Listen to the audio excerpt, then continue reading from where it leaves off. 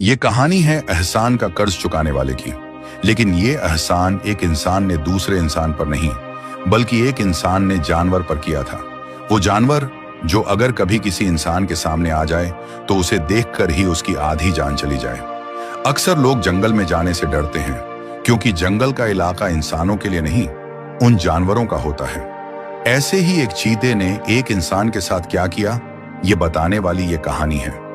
क्यों एक चीता दिन रात लगातार 2 दिनों तक एक बूढ़ी औरत के पास बैठा हुआ था। ऐसा क्या हुआ था कि वो बूढ़ी कुछ कर नहीं पा रही थी उस चीते से बचने के लिए। तो आइए शुरू करते हैं आज की कहानी, जिसे सुनकर और देखकर आपके रोंगटे खड़े हो जाएंगे। एक छोटा सा गांव था, हरे भरे खेत खलिहान, सुंदर मीठे पानी की झील, पहाड़ों से घिरे हुए उस गांव में किसी चीज की कोई कमी नहीं थी। गांव के ज्यादातर लोग खेती करते थे। सुबह तड़के उठकर अपने खेत में चले जाते थे, दिन भर काम करके शाम को सूरज ढलने के समय घर लौट आते थे। उसी गांव में रहती थी एक बूढ़ी दादी, जिसका नाम था माणिक। माणिक दादी लगभग 70 साल की हो गई थी। उसके सिर्फ चेहरे पर ही नहीं, हाथ और पैरों पर भी झुर्रियों ने अपने निशान बना लिए थे। उसकी त्वचा लटकने लगी थी। उसकी बूढ़ी आंखें अब ज्यादा दूर तक देख नहीं पाती थी। वो एक विधवा थी और कुछ सालों पहले उसके पति की रहस्यमय तरीके से मौत हो गई थी। माणिक दादी और उसके पति जंगल में जाकर दुर्लभ जड़ी बूटियां ढूंढकर लाते थे और उनकी दवाइयां बनाकर गांव में बेचते थे। गांव में दूसरा कोई वैद्य नहीं था। गांव वाले सब लोग माणिक दादी के बनाए हुए दवाइयों को खाकर तंदुरुस्त रहते थे।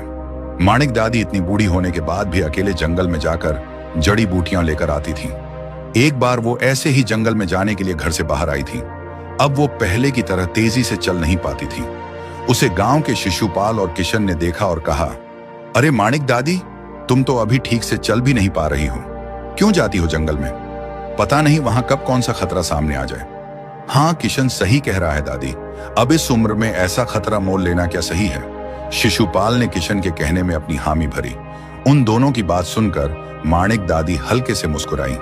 उसने कहा, तुम दोनों जो कह रहे हो वो सही है बच्चों, लेकिन मुझे अपना पेट पालने के लिए ये काम करना ही पड़ेगा।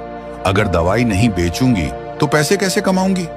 मेरा तो कोई बेटा या बेटी भी नहीं है जो मुझे पाल सके। दादी की ये बात सुनकर किशन ने फिर कहा, दादी, आज तक आपने इतने गांव वालों का इलाज करके उन्हें स्वस्थ किया है।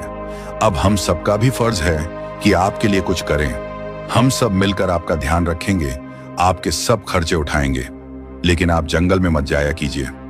उसकी बात सुनकर माणिक दादी फिर एक बार मुस्कुराई और उन्होंने कहा, नहीं बेटा, जब तक इस शरीर में जान है तब तक मैं खुद काम करूंगी, बाकी